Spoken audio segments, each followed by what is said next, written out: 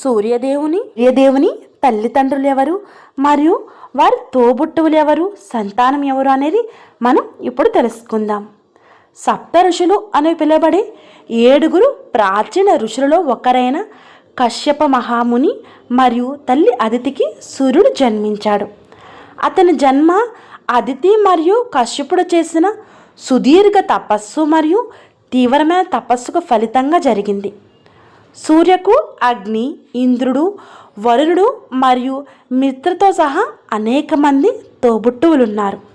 అతను దైవిక వాస్తుశిల్పి అయిన విశ్వకర్మ కుమార్తె సంజ్ఞను కూడా వివాహం చేసుకున్నాడు.